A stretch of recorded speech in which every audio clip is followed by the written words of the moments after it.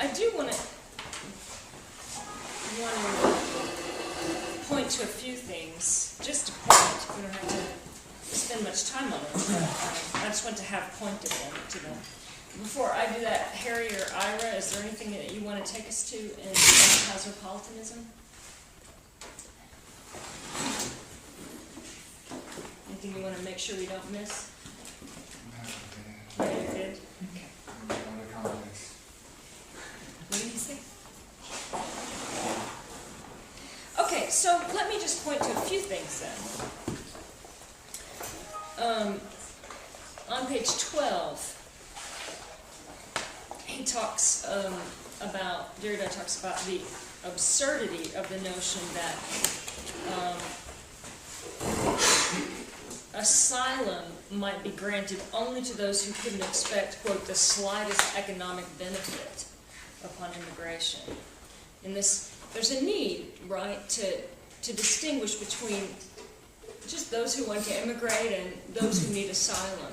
But and those would be distinctions on which laws of hospitality would run, right? There's a need for that, and yet, each time you try to make such a distinction, there's a certain absurdity about it, right? And here's one. And you can't expect the slightest, as Derrida says, they would have to work, right? You couldn't just be let in and just, that's it. So that he's trying to point here to the necessary absurdities. Somewhat necessary. So what do we do with the fact that they are absurd, these sorts of limitations? And how do you work with them? How do you negotiate with them, etc.? Page 13 to 15, he talks about the police, the problem of the police, and links violations in hospitality to police actions where the police overreach their assigned job. He suggests that the police are supposed to carry out, not implement, the laws. And so he talks, for example, on the bottom of page 13 about the instance in which the Kurd, to whom a French tribunal had officially granted the right to asylum, but who was nevertheless deported to Turkey by the police, right, who stepped in anyway, without a single protest, he says. He says in these instances of the enforcement of the laws of hospitality, they become violations of hospitality, and the border police become police without borders, right? So he says at the top of 15, it'll be necessary to restrict the legal powers and the scope of the police by giving them purely an administrative role. He talks about the Tubman Law on page 16, where it becomes an act of terrorism if you help in any way offer hospitality to someone who's not there with the correct papers. An act of terrorism.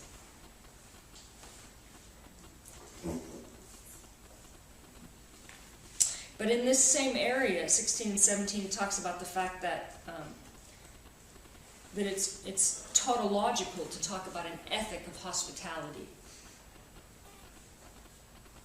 And that, in fact, culture itself is hospitality. Hospitality is culture itself. Right?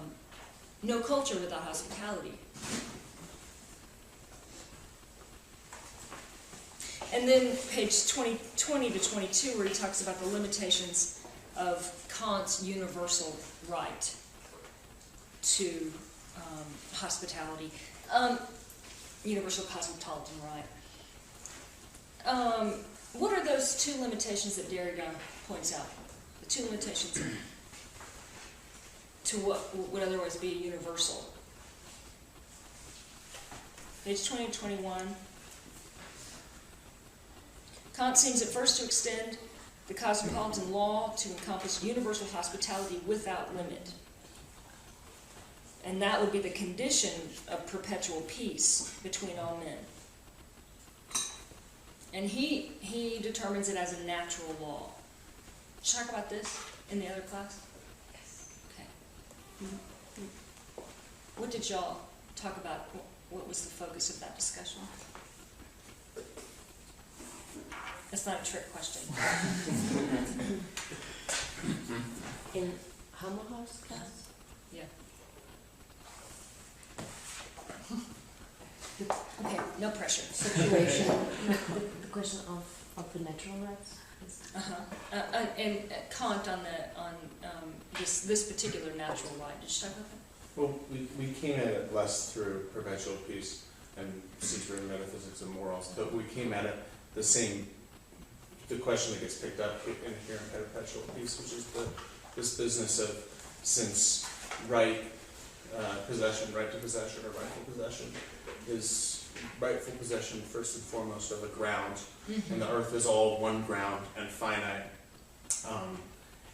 There's an originary condition of commonality, of possession in common that precedes any empirical possession of anything. Got it. And then perpetual peace kind of builds on that. Okay, got it. Does that seem like a fair gloss? Yeah. Okay. Thank you. Yeah. I'll report the rest of you to Hammaker.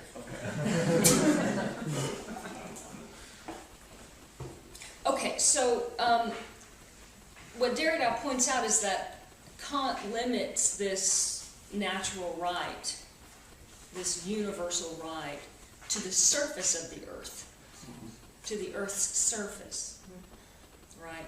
So then what happens, top of 21, is it functions above all to expel from it what is erected, constructed, or what sets itself above the soil. Habitat, culture, institution, state, etc.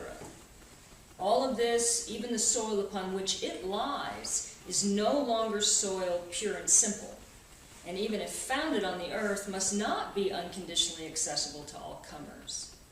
So there's the distinction that will suddenly make immigration an issue, right? You don't have a right to immigrate. What you do have a right to do is visit. Okay, so he goes on. Kant can deduce two consequences and inscribe two other paradigms upon which it would be in our interest to reflect. First of all, he excluded hospitality as a right of residence. He limits it to the right of visitation. The right of residence must be made the object of a particular treaty between states, because we're talking now about culture, not the soil, not soil pure and simple, right? And then he cites Kant, and so this becomes a limitation on the right of residence. Derrida says this is debatable. Let's look at this quotation from Kant just for a second. We are speaking here, as in the previous articles, not of philanthropy, but of right. And in this sphere, hospitality signifies the claim of a stranger entering foreign territory to be treated by its owner without hostility. The latter may send him away, no right to residence, if this can be done without causing his death. But so long as this visitor conducts himself peaceably, he must not be treated as an enemy, no hostility. It's not a right to be treated as a guest, only a right to not be treated as an enemy. He has the right of visitation. So Derrida wants to mess with the suppositions involved in these distinctions. And specifically, he wants to note that these presuppositions from which you must conclude that a limitation on immigration for Derrida are debatable. In fact, it's the space precisely where we should begin to debate, right, and not simply presume. Okay, anything else that you want to go to in cosmopolitanism? Okay, no, you're done.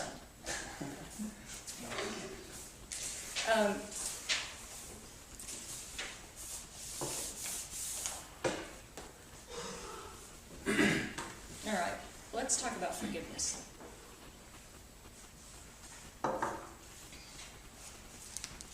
First of all, in 1946, Hannah Arendt meets Heidegger in a hotel room. 1946. They spend the night together, and in the morning, Arendt says, "I have forgiven Heidegger." His wife probably didn't. But Arendt did. How does forgiveness take place? How does forgiveness take place? What calls for forgiveness? We don't know. That's what Derrida wants us to understand. He says forgiveness is a mad space, a space of madness. Unintelligible, part of what he calls the secret. But in this sense, we have to hear the secret not as something that's known and not being shared, but part of what, in this case, it would run along the lines of what Nancy last year called the mystery. Right? It's a mystery that's unsolvable. There's not simply an answer that's being withheld, right? It's part of the unknowable, and what Derrida calls the impossible. It is the impossible. Because, as he puts it, there is no forgiveness except in the face of the unforgivable.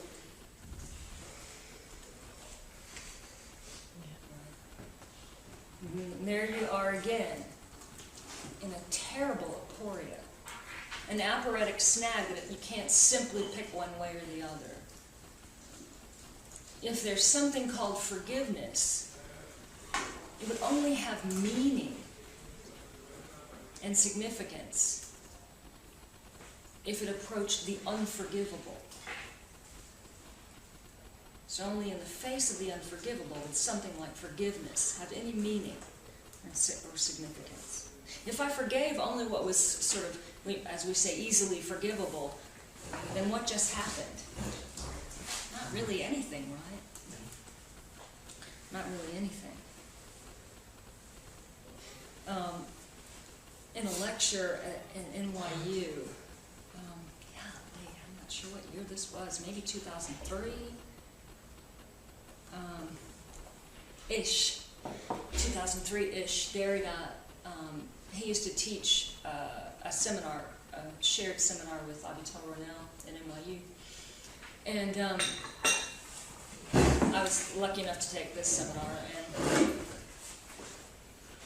he talked about forgiveness, and he talked about the significance of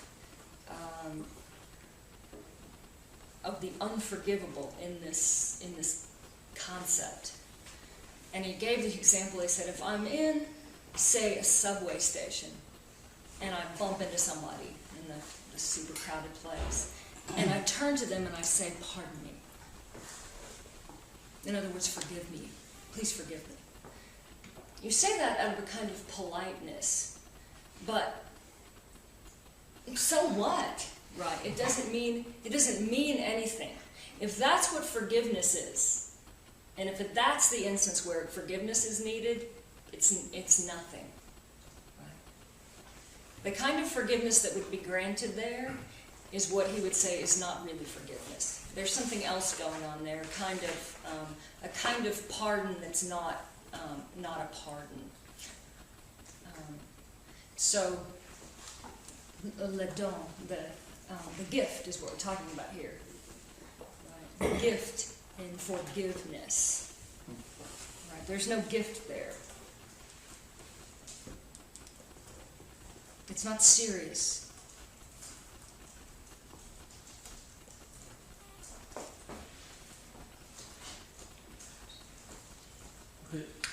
I'm just trying to think for myself. So would it be a cancellation of the essential or indispensable remainder? Would that be a definition? Say that one more time. A cancellation of an indispensable / essential remainder?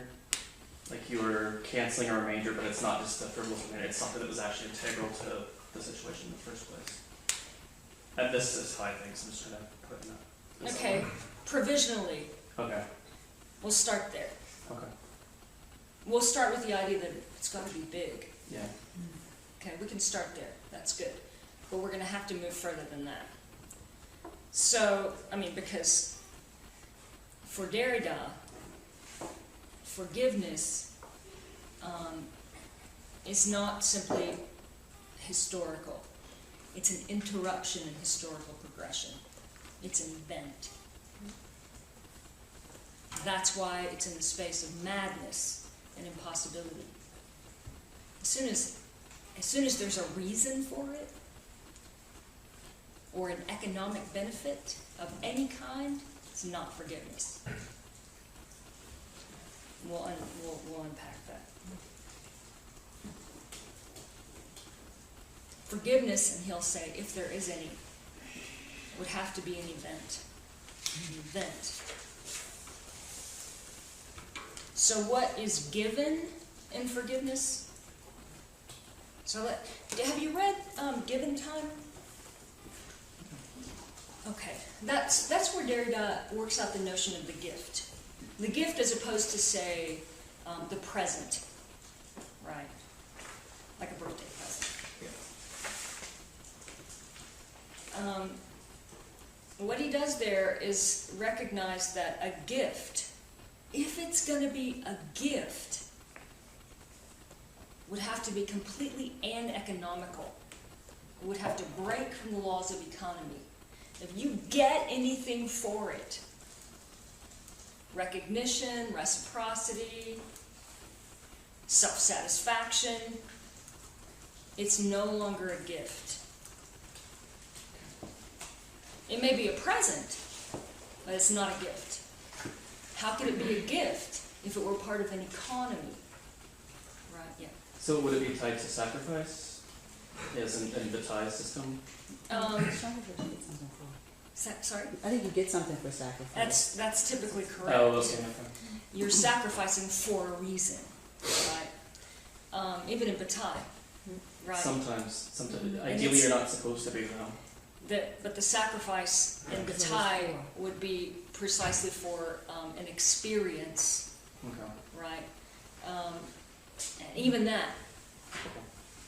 So the gift in Derrida, as he puts it, but I don't think it's in Given Time, he puts it somewhere, it has nothing to do with a subject intending to give something to someone. It has nothing to do with subjects and objects. The gift, if there is one, he says, is an event. It may take place, but it's not within your power. It's not a function of a subject's sovereignty and will. As soon as it is, it's not a gift. But that doesn't mean that there is no experience of the gift or that the gift doesn't take place. It means that it would be in the realm of the impossible, not a function of the subject's sovereignty. Sometimes a gift takes place through a present, but the gift is not the present. You see what I'm saying? We might say, that the response is a gift. It's not an intentional gift, it's a gift. The idea, the imperative to respond may be a gift. Yes? No, the imperative to respond, The, because it's, okay, yeah. it's like a concept of, I don't want to go into religion, but it's a concept of grace. He definitely locates forgiveness in the realm of grace, some sort of grace. But it's important to sort of understand this about the gift, because it's right in there inside forgiveness. The pardon, le don, the gift, forgiveness.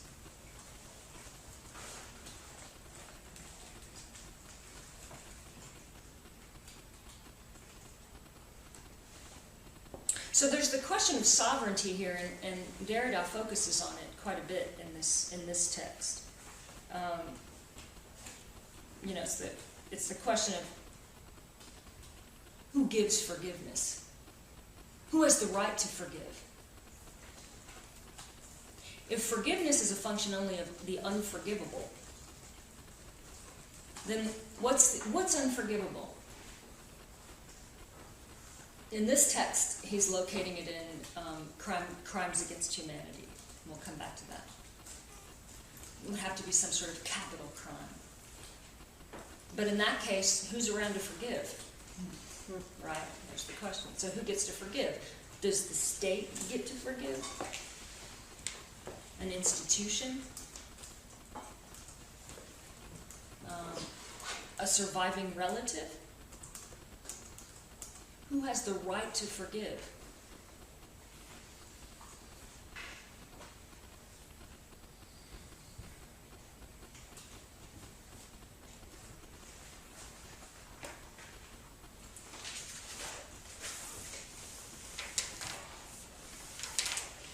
And he's going to push it even further than that. Suppose somehow you do survive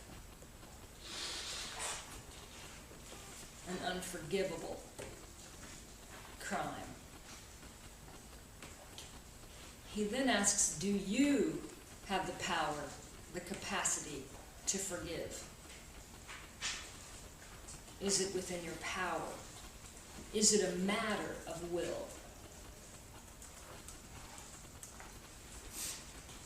And for that matter, who or what is given for, who or what calls for forgiveness? And first of all, is it a who or a what? Is it someone or something that calls for forgiveness?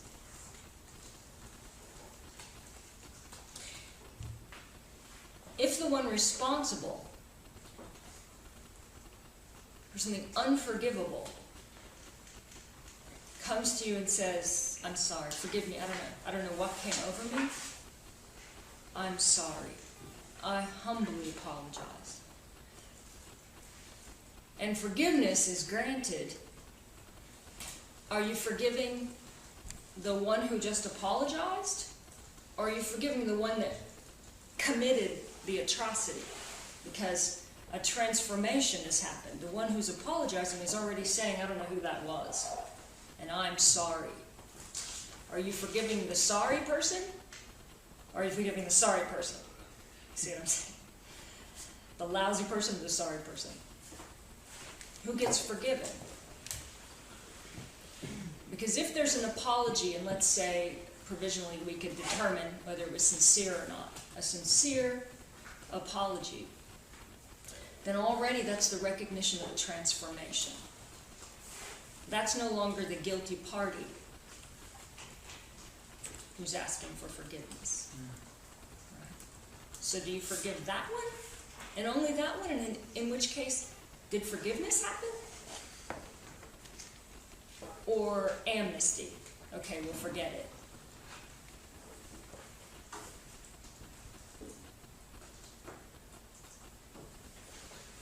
In other words, do you forgive the innocent one, the transformed one, because they're not going to do it anymore?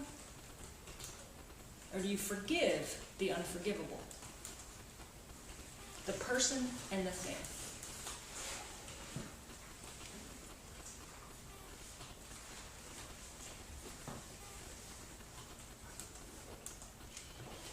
Derrida also says, is forgiveness forgiveness if it's got another aim?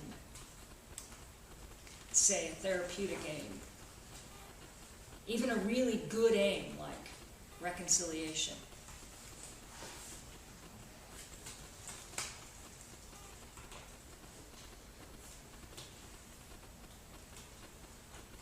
But then he says, if that's the case, if it's forgiveness for some reason, it's already economic.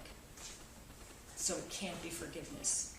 It's something, maybe something wonderful, but it's not forgiveness.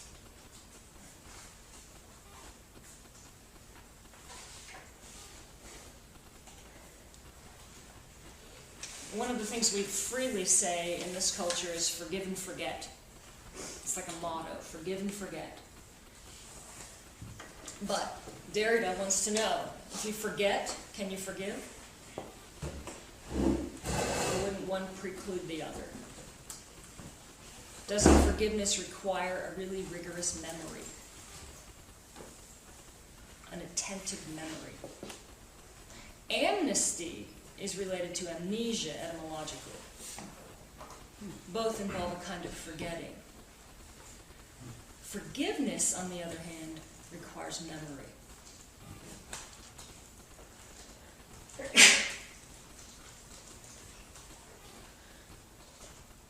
Forgiveness is not amnesty.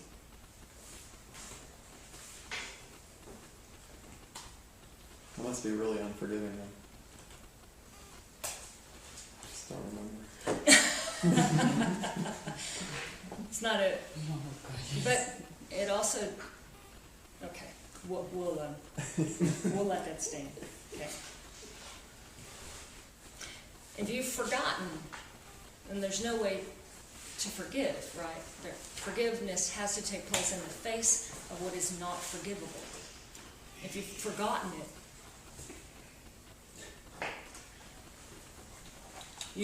you've granted amnesty somewhere, somehow.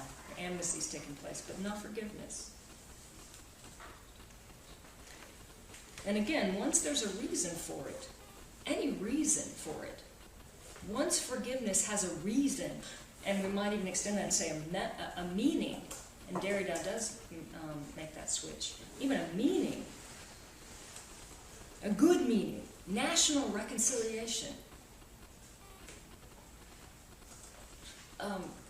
severely needed personal therapy, like when a parent forgives a murderer of a child, and they come out and they say, I have forgiven.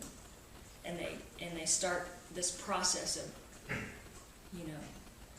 therapy with the murderer of their child.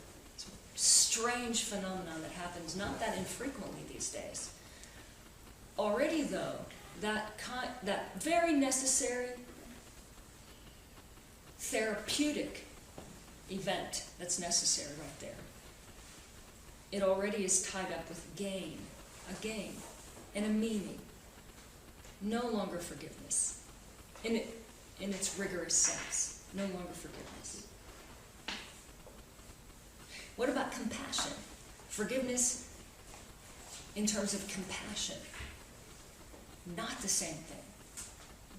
It's not the same. Forgiveness is not the same, or not simply reducible to compassion. Compassion involves recognition and identification. But forgiveness would require remaining in relation with alterity, which you can't understand or identify with.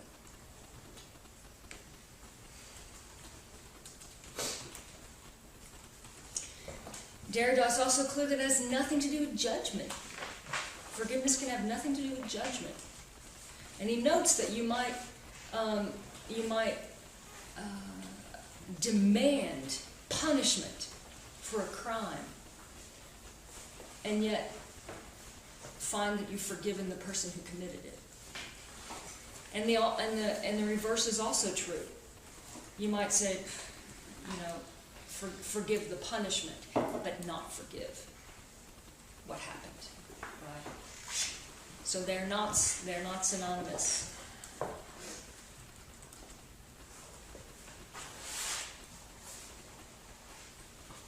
So what is it? Does forgiveness take place? What does it mean to say that forgiveness could only be forgiveness in the face of the unforgivable? Which looks exactly like the construction Derrida works out when he says that decision can only be taken in the face of the undecidable. So let's go there for a second. That already means that you can't simply decide. If it's undecidable, a decision is called for and hopefully takes place, but you don't do it. It's not the function of a subject's will or mastery.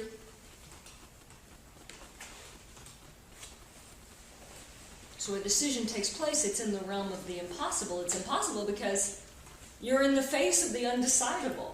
But if there is such a thing as decision, it happens right there. Otherwise, it's not a decision.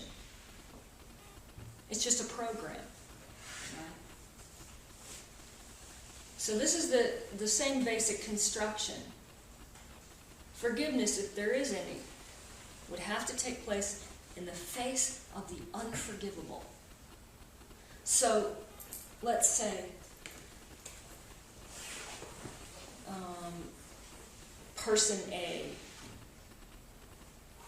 infects me with a particularly deadly strand of AIDS. So I'm the victim, or I will have been the victim, of an unforgivable act. And say this person A, has made it clear that he or she is going to keep doing it. Going to keep doing it. Not sorry, not asking for forgiveness, completely unrepentant, and clearly going to take other people out too. If forgiveness were going to take place, it would have to be in the face of an unrepentant act and perpetrator.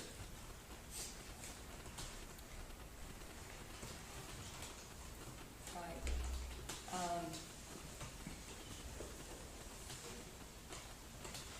And that's tough. That's a tough thought, right? It's a tough thought.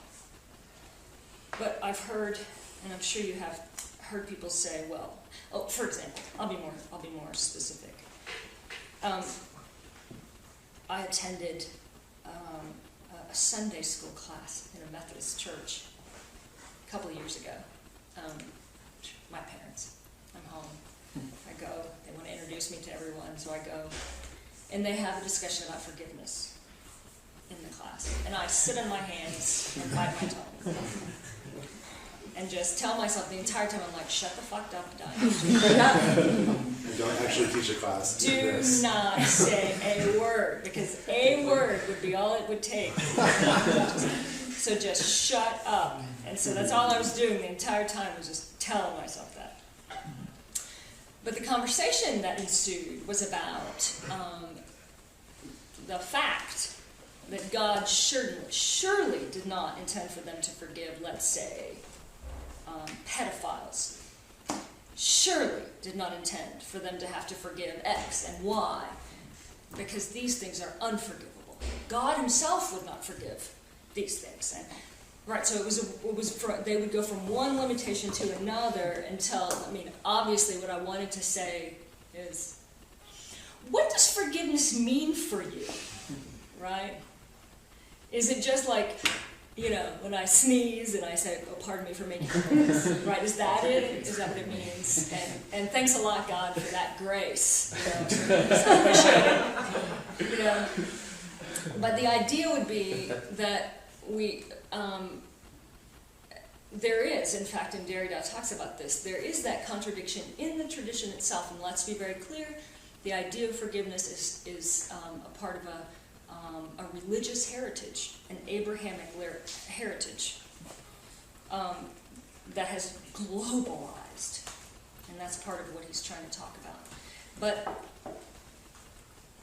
within this heritage itself, it's split. There's both forgiveness as the sense of grace, and we'll come to this, a kind of grace that only that is the only thing that could handle such an idea. It would have to be something that's freely given, right? Because there's no way you could earn it or anything like that. There's no economy that could possibly.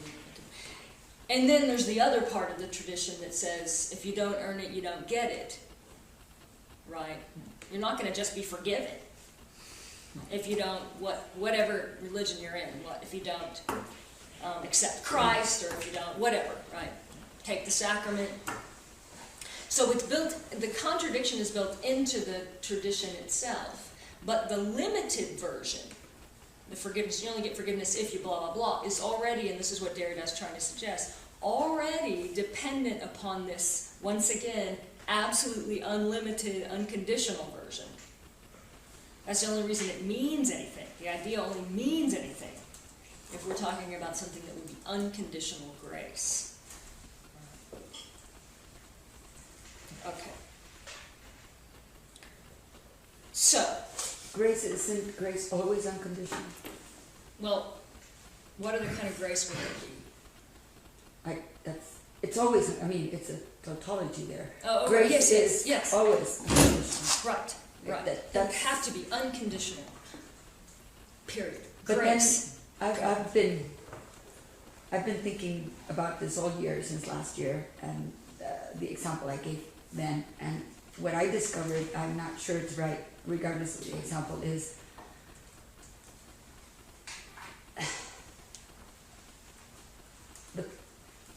the receiving of the gift of being able to forgive, or the forgiveness without my will, is really forgiving myself. It's a gift of, you get it comes, it's an event, it happens, and you end up forgiving. But as soon as you say you forgive something or somebody, there's all that objective possibility of being outside. So the forgiveness is really, the gift of forgiveness is really me getting the forgiveness, of myself. Did I say it? It's a gift that takes place for you. Yeah, it's a gift that takes place for me, and in getting that gift, I'm the one who is forgiven, not the other that committed a crime or whatever. Even because last year, I don't want to go to the whole story, but the person that committed the crime is not there, so there's nobody to forgive, right? Mm-hmm. Because the person disappears, or I don't even know. But that I was thinking today, when you need to forgive, or you think you need to forgive, or there's a possibility of needing to be forgiven because it's unforgivable, it's precisely because you've been marked so strongly. Mm-hmm. And what you eventually get, and that's what I discovered, is that mark is still there. You don't forget, but it doesn't mark you. The forgiveness is, the gift of forgiveness is the capacity of one having received forgiveness. And by having received forgiveness, you can forgive without, it's open. It's not to a thing, or to an object, or to a deed, or to, it's a mark that is there, unmarked. I don't know It's that. economic exchange. No, Not there's necessarily. no exchange. There's no exchange there. It's just hard to talk about when she says, then you forgive. That's not what she means. So it's in other words, it takes place. It takes place. But it's with, And then forgiveness happens, right? It takes place. but it happens within you. I mean, the gift of if I could forgive others, it would still be economically. But the fact that you receive the gift, that you got the gift, it's what is being forgiven is yourself. It happens within yourself. So it's not economical. Whether I like it or not, I mean, it just happens. I think though that the point could also be made that anytime something is left unforgiven, that it continues not only to exert a force within your own life as this kind of negative investment, but it also seems to exert a force on your actions both within a social life and in relation to the person who is unforgiven. But then that means you could exert the will of forgiving. And the whole point is, I try to forgive you. No, I try. And it just doesn't come. You can say, I forgave you. But it's still, there's this near. And somehow, somewhere, without knowing, the one that is forgiven is you for recognizing the mark unmarked. Now I said it better. But to be able to leave the mark.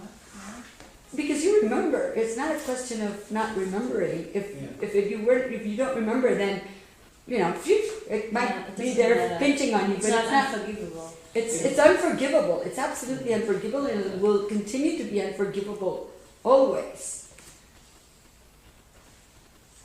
But the gift comes, and you're not exerting it. That's why it's not economical. With or against or for or the face is there. But it's not for that. The forgiveness is inside you. It's towards you. It's not like, please God, allow me to forgive. No, it just. I really like this. I think you put that really nicely. I like this a lot. I think it makes me think of a poem by James Richardson, Vectors, 45 aphorisms and 10-second essays. There's a line in it, which is, we all know this, right? But the wounds we do not want to heal are us. And I think that to me, what you're saying speaks to that. Like the self that arrives from forgiveness is the reconstitution after I put in question by forgiveness. Forgiveness puts me in question in a way that the I that arrives after forgiveness, after the event of forgiveness, is still marked, but it's no longer the I that arrived at the possibility of forgiveness. Is that? Yeah, but am I with you? The timing frame bothers me because that event is like infinite. It's not a moment. I mean, it's not like, today in the morning I recognize, it's not, it's an event that is continuous. It's an event that produces, I don't know, concede, is that a word in English? Yeah. I think, I'm not sure that's the word I have to look it up, that Ricoeur uses in Voluntary and Involuntary in the 3rd volume, where he says you give in. You give in to the gift. The gift overwhelms you. You just can't see, And it happens, but it continues to happen. So the only problem I have with your explanation is the before and after. Because I'm not sure that when things are unforgivable, there's no before and after, it just is. So to what you're saying, just so that I get, sort of clarify, there's a quote that he says, and he says, so I'm trying to make this distinction between forgiveness and forgiving, the act of it. On page 50 he says, must forgiveness saturate the abyss? And he says forgiveness. Must it suture the wound in a process of reconciliation? Or rather, give place to another peace without forgetting, without amnesty, fusion, or confusion? Of course, no one would decently dare to object to the imperative of reconciliation. It would be better to put an end to the crimes and discords. Once again, however, I believe it necessary to distinguish between forgiveness and this process of reconciliation. So here I feel that he seems to make an important, denote a distinction between just the process or the actual action of forgiving, and rather than the reaction that you're getting from feeling forgiveness. And So I'm making a link to Hannah Arendt. She has an absolutely beautiful piece on forgiveness in her The Human Condition. And she has, she talks about the individual being given birth into the public realm through action and speech. And then she makes an allusion to love as having the only power to forgive. It transgresses all worldly political appearances. It is through forgiveness that the who may be fully disclosed, and that love is the unworldliness exceeding the intermedium which action and speech display. And then she says, the connection I'm making is actually where to the idea of action and reaction. Is she says forgiving, in other words, is the only reaction which does not merely react, but acts anew and unexpectedly, unconditioned by the act which provoked it, and therefore freeing from its consequences, both the one who forgives and the one who is forgiven. So I guess what I'm trying to, I feel, and I could be misinterpreting, but that Derrida is trying to just lay down the spectrum of the phenomenology of just that sort of the reaction, the presence, the givenness of forgiveness, and the tension between this need to insert that, to sort of the reconciliation, the process, the movement, the action, in which action and speech sort of interrupt. I'm trying to, okay, someone help me here. I got the last little part I got lost. I mean, I think I'm getting lost hearing it out loud. I had it in my head perfectly, but I guess, so there's this, like, the whole idea of the straddling and this ethical response, sort of the ethics of having to accept the possibility of the unconditional, the madness of forgiveness, not to necessarily, anyway, Not to think that you can pull it off. yeah. And to at least accept, we have a responsibility to accept the possibility of forgiving, even the most unforgivable, to sort of embrace it and let it react before you enact it, sort of just react to it, to that crime or the atrocious event before we decide whether we're going to forgive or not forgive. So that means opening, aporia, sort of opening up to the possibility of the impossibility. Sort of, is that making? But also acknowledging it just might not happen. Being aware. Yes. That it just, you might not be able to go. Yeah. And perhaps in that spot you're pointing to, even more importantly, that nonetheless you attempt reconciliation, amnesty, whatever's necessary, but that you not call that forgiveness, that you allow forgiveness to take place or not, and you not make it irreducible, or you not pretend that it's reducible to some sort of political act. Because right below where you stopped reading, of course, he says, a finalized forgiveness is not forgiveness. Of course not, right? That's why I said it continues. Finalized forgiveness, of course, is when someone says, okay, you're forgiven. On behalf of the state, we forgive you, right? Or even if I say, okay, fine, we can stay married, I forgive you. Right? There's a difference. There's a difference between your decision to stay married and the secret of forgiveness, or your decision to reconcile in the name of the health of a nation, for example, and forgiveness. And so he wants to protect the possibility of forgiveness, something like forgiveness, and which is not simply reducible to politics, right? Or to judgment, to penal systems, etc. You said something that I don't want to lose. Can you forgive yourself? And what happens there in such an odd construct? Who's forgiving whom? What's that about? If you forgive yourself, what's happening there? Probably it's not that different. No. I mean, it's That's all not- internal, that's- you know, you can see it as all a changing around of internal structure anyway. But you can't force yourself. It happens. Yeah. And I was, Maybe. perhaps Perhaps it happens. But perhaps it may happen. But perhaps, also perhaps, the forgiveness is the gift of peace. And not of A reconciliation. different kind of peace. Yeah. It's the gift of peace that perhaps comes. And it's not will. But that's what I'm saying. Because you're in the face of the others, why do you want to forgive yourself? You forgive yourself not of the crime that some other committed. You forgive yourself for not being able to forgive, for the unforgivable, or for the mark, for the wound. You don't forgive yourself if it's not in the face of something, or some other, not something as a thing, as an object, which could be oneself.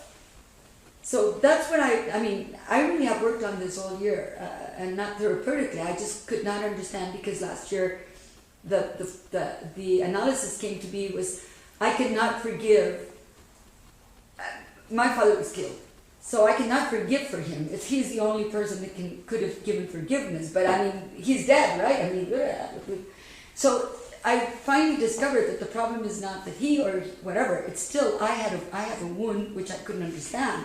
I mean, I was very little, I was only 5. And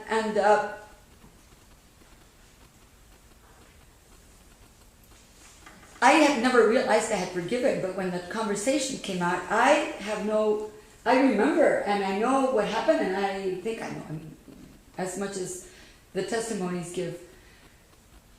But what I discovered during the whole year is what had happened, which it did happen, that perhaps happened to me, is it was a gift of peace, and I can live with it, but it's not reconciliation. And it's an ongoing process, and it's an everyday, and sometimes maybe the forgiveness is not so clear, and sometimes it is there. Mm-hmm. So that's why I found out that forgiving the other, it's really a question of that gift comes and it's a peace, so you forgive yourself. I don't know, now I think I said it right. I feel like I'm with you much better. And I think probably part of my wanting to finalize that foreclosed part of the movement you're talking about is it's difficult emotionally to come to terms with being wounded always still also. Mm-hmm. Which is what an ongoing process of forgiveness implies. But that happened, that instant is, it's prolonged until I'm able to remember. Yeah. How close is it to just, I don't care? Oh, no Would that way. be apathy? Well, then it wouldn't require forgiveness. Yeah, that'd just be apathy towards it. Right. There's nothing there. Oh, that would have been great. Right, I mean, if you don't care, then there's nothing to be forgiven. Yeah, exactly. Even if it's horrendous to somebody else, right? So, sometimes you give yourself the excuse, I don't care, but you do care, but just give it as an excuse. What it not means to- is I can't deal. Not to deal with it. Yeah. Yeah, even I the words think I that's- don't care. Right. I mean, even the pronounce, just like saying I don't want, like whenever I say I don't want, It's a negation. obviously on some level I do want, or else there would be no There- word. there's no need to negate it. Yeah. It's also already a response. Yeah. Already a response. A response, yes. Which I guess does bring up this, so as an event, it's very different from an event of pronouncing. You never pronounce, I mean, we Right, that's right. throughout here where he talks about the That's third right. party intervening. That's And right. if someone can ask for forgiveness, and you can at least comprehend that they're asking, the third party is already intervened. Even if it's language, right? Yeah, and he has that wonderful line about for her to say, I forgive or I do not forgive. The woman whose husband was killed, yeah. Right. It's I'm not sure if I understand or don't understand. Mm-hmm. And being in this Right. this kind of middle ground. Right. And so it's a very different kind of event. Yeah, we should talk about what the event means here. Yeah. Because Yeah. for Derrida, and not that you, right, let's be careful, because this language is, for Derrida, an event is precisely not historical. It's an interruption in history. Historial. It's an interruption in understanding, in cognition, in power, certainly in the capacity to articulate. If you're prepared for something, it's not an event. If you see it and you understand it, it's not an event, because you were prepared, right? You were pre-programmed to get it. An event would have to come and turn it all upside down. It would have to, you would have to just be silent, and you'd be there. The visual is your mouth open. You don't know what to do with it. You don't have a way to appropriate it. And that's why I said it's not historical. That's precisely what cannot be inscribed into history. Right? You don't inscribe that into history. Okay, so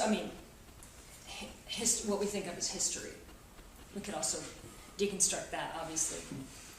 Nancy writes finite history, and then it's not what you're expecting it to be, right? It's exactly the opposite. It's a history basically of events, right? But for Derrida, the event is precisely what you cannot prepare for, what you can't appropriate and simply understand, which doesn't mean that it doesn't take place and knock you off balance. It has an effect, but it's not appropriable to cognition. Yes? Is it ever not traumatic? That would be the very definition of trauma. Right. To be affected without being able to cognitively grab it. Right. Yeah. Which is why it repeats. Right. You said something right now that I think also brings another, within the topic of the event, going back to the being able to, the forgivability, it does not need language. You don't have to, you don't have to go around or having to go tell somebody. It does not need language. It just, but we have to be careful, because what he says is it both does and doesn't. Mm-hmm. It both needs it and it can't need it. Right? Here we are trapped again. Yeah, okay. Yeah. Not necessarily then. Right. But what I think that's where the secret is. The secretness or the mystery is that although there could be language, or there is a way of language, or there is a way at least of symbolically express it, because obviously it affects your actions and life, it is not a discourse. Right. Right. A discourse in which this is where the aporia comes in. For forgiveness on one level to take place, we have to understand what's being forgiven, we have to know what happened, we have to be able to approach it, talk about it. But on the other hand, for forgiveness to take place, it precisely cannot be a function of language and unification and understanding, compassion, or whatever. That would be something, but not forgiveness. So, for example, someone asked Derrida in this seminar, say my friend, the audience, of course, struggling to catch some sort of traction on this idea. He said, so my friend, I think she was raped. I think that's what happened. I'm trying to remember. It was something traumatic like that. And feels she needs to forgive. Should she forgive? That was the question. And he responded, well, if she needs to forgive, she should forgive. But let's be careful what we're talking about. What that means basically is she needs to grant some sort of reconciliation. She needs to go through some sort of therapeutic experience of perhaps amnesty, right? Perhaps some sort of movement that says we're going to get past this. I'm going to not think about you all the time, the perp.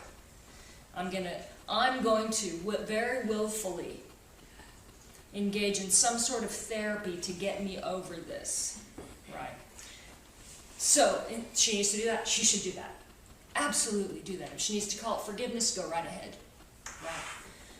But, let's now be very careful about what's going on there. It's economical in the most productive, important, significant way.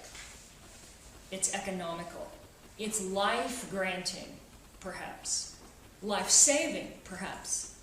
But it's not forgiveness in the strictest sense of the term.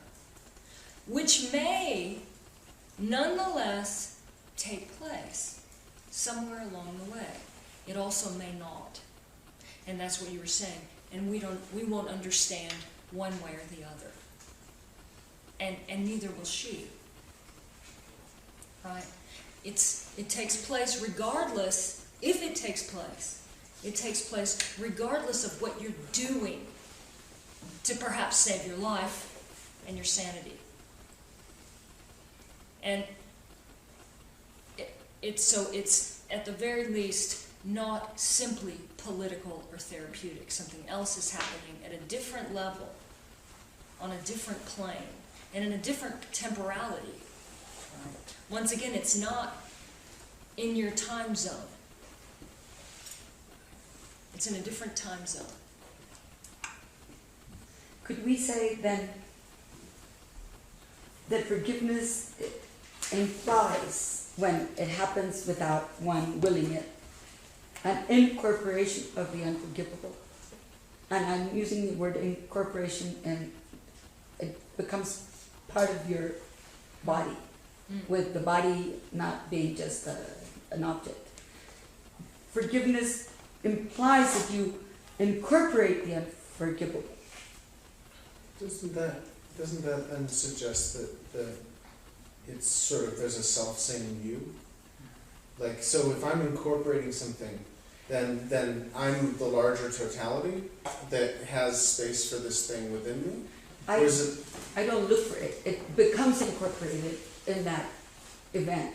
It just it becomes. It is incorporated because it's still your experience. It's nobody else's. You can't forgive somebody else's experience. You only forgive. So I'm not thinking in the selfness, but in the fact that what I wanted to point here is that what is unforgivable, which could be an abstract idea or a language problem, becomes part of you. Wait. But isn't it already? I mean, so for instance, if I forgive Dachau, right, and I can't forgive Dachau on anybody else's behalf. I think I'm with you right now still, right? I can only forgive my experience of Dachau, what Dachau is for me. But at that point that it's there for me to forgive, it's already there. It's there. Whether I've forgiven it or not, whether I'm available for forgiveness or not, it's already been incorporated. And whatever me might proceed in an ongoing way from forgiveness would have to be a me that's not simply self-same. That is to say, that a me that's been put in question by the forgiveness itself. Yeah, that's what I'm curious about. How can you, what does the event do to this subject? Like on a linguistic level, maybe, what would Derrida think? Does the event change the...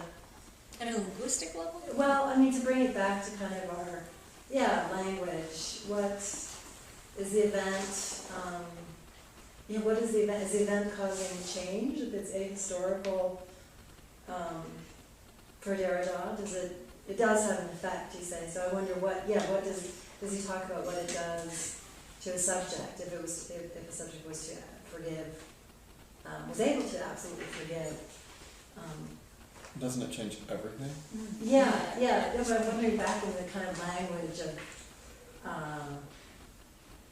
kind of how we were talking, I don't know, I guess I'm trying to relate to our early part of our class when we were talking more about, when we were talking more about language, not to take it, a model a little bit outside of the ethics. What's the position of the subject, the other, I don't know. maybe if I understand you correct, but, and back to Mary Lou's example of her father, and I wanted to ask maybe the idea with Derrida, what he's saying in terms of before the language and the event happens, for example, she found unexpectedly that she forgave the situation with her father, but it's a constant, the idea of memory and forgiveness, and the idea, it's a reaction that came to you, but you just spoke about it in class. But you're going to have to every time you think of your father, you still have to forgive this situation. It's still, and each time, so you've come to this piece, but then where does memory come into play? And then when you speak about it, you're telling the story each time. So Hannah Arendt talks about reaction and re-act. So, and she says it's a constant, forgiving is the only reaction, which is not merely react, but acts anew and unexpectedly, and unconditioned by the act which provoked it, therefore free from its consequences. But it's an arduous labor, because you say to us that you have the peace, but every time you bring, no. As an example. I'm not sure I have the peace, but I was thinking that was. Oh, you were giving a hypothetical. No, I was saying it's a gift of peace, but I don't know. I mean, but every time, the idea of memory and amnesty, and the idea that you have to speak about it, every language, and every time you speak about it, you hear yourself saying it, and you might feel differently each time, and you might be forgiving, in a state of forgiveness. It has come to you, but then it's an arduous process. Then tomorrow, maybe not. Exactly. And to come to terms with it, you have to do it every time. Isn't that the problem with it? If you bring it back to Hannah's question, is that you're just signifying a signifier every single time. Because you can't know that original affect. That's so you're just continually signifying a signifier, and so it does seem like a renewal every time. Yeah, but you're never actually quite there. Well, this is why it's the impossible. Yeah. Which means that it's not within your power, a subject's power. When he says impossible, he splits it, the M in the parentheses, I am possible, in order to suggest that that doesn't mean it doesn't take place. Maybe it does, maybe it doesn't. It could take place, but it's not forgiveness is not a subject's power, within a subject's power.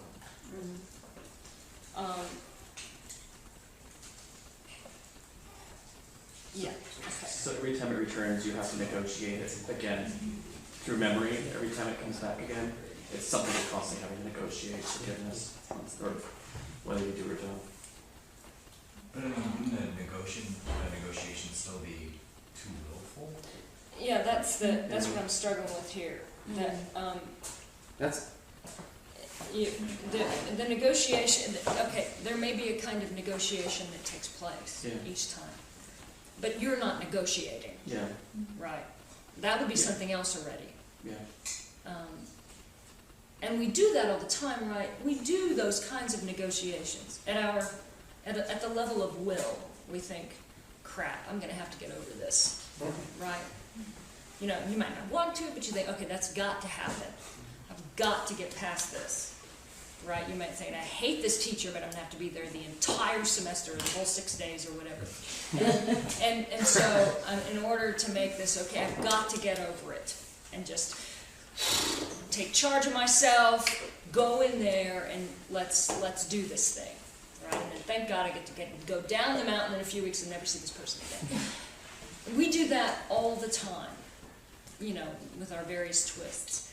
But that's something else. It's a survival tactic, it's economic, and it's necessary. But what Derrida would want to say is, something else is possible too. It perhaps does and perhaps does not take place in all my negotiations. So it's not simply an effect of my negotiations. I didn't mean it as in Right, such no, an I understand. engaged sense. I understand, yeah. So that would be, once again, what he's calling here the realm of the secret, but the mystery. That will be forever a mystery. It's not going to be revealed to you someday. Someone's not holding on to the secret that they're just not going to tell you. It's I'm sorry.